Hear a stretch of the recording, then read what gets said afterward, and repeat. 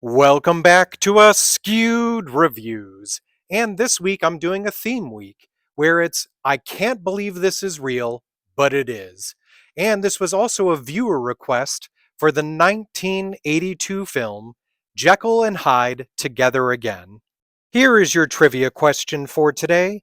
What is the name of the band that performed alongside Ivy at the Madame Woo Woo nightclub? The answer will be at the end of this episode.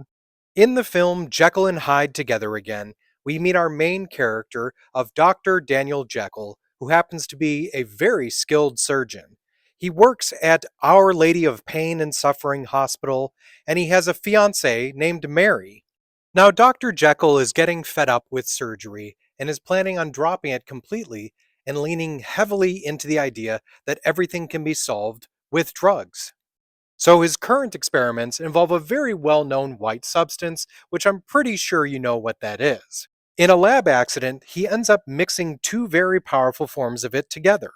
Then, like any normal scientist, he takes a nap in his lab, and whoopsie daisy, a straw gets sucked up his nose, and then he rolls over into this substance.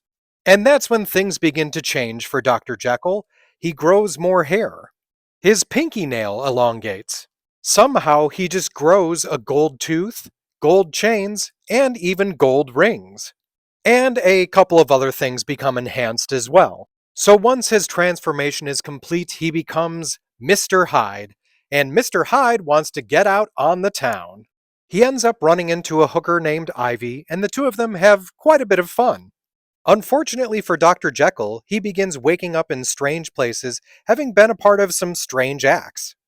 And to make matters worse, it appears that Dr. Jekyll is fully addicted to this substance. So who will end up with full control of the body, Dr. Jekyll or Mr. Hyde?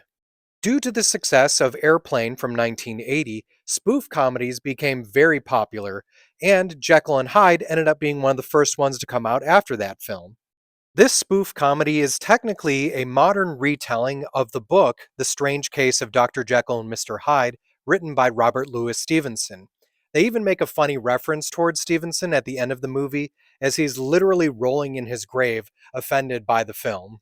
So, for some reason, the studio originally did not want the title of the film to have Jekyll and Hyde in it.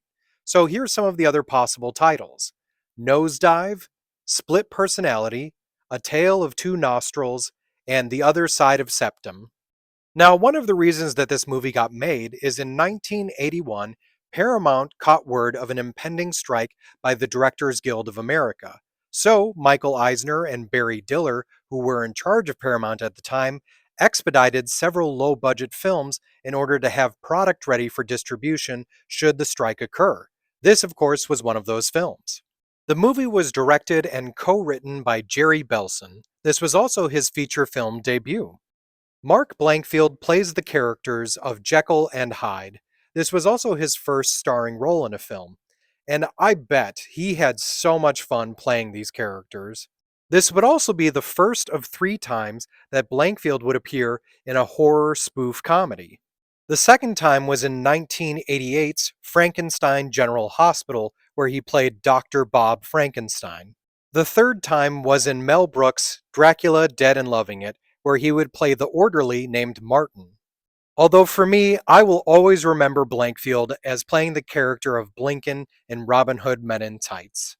Here's a cameo you probably didn't notice in the film, but as the character of Busty Nurse, this is actually Cassandra Peterson, who would go on to become Elvira, Mistress of the Dark. Another quick cameo you may not have noticed is George Wendt playing the injured man, who you probably know better as Norm from Cheers. Lynn Shay, who has been in quite a few films herself, appears as the nurse with the telegram. This child actor who gets an egg smashed on his head in the supermarket is Barrett Oliver, and you probably know him pretty well from the film The Neverending Story as the character of Bastian. Here's a very random cameo in the film. As one of the lawn jockeys, you have actor Tony Cox. So this is not an actor cameo, but a character cameo. In the actual foggy streets of London, you can see Sherlock Holmes. This movie was entirely filmed in California. So when it comes to the film Jekyll and Hyde Together Again, this movie is absolutely ridiculous, but it is very funny, and also, at least in my opinion, highly entertaining. So I'm going to give this one a 3 out of 5. Now, if you did like this movie, other films I recommend checking out are the original The Nutty Professor, Frankenstein General Hospital, Dr. Jekyll and Miss Hyde, and Dr. Detroit. Now it's time to answer the trivia question from the beginning of this episode. What is the name of the band that performed alongside Ivy at the Madame Woo Woo nightclub? So I highly doubt other than really hardcore fans of this movie will remember the name of this band, but it made me laugh so hard for some reason. The band that plays with Ivy is called the Shitty Rainbows. So I hope you enjoyed this episode of Askewed Reviews. And if there are any other movies you'd like me to review, just mention them in the comments. And especially, since I want to try and do this theme week a little bit more often, if there are ever movies that you think, oh my god, I can't believe that's an actual movie, definitely leave those in the comment.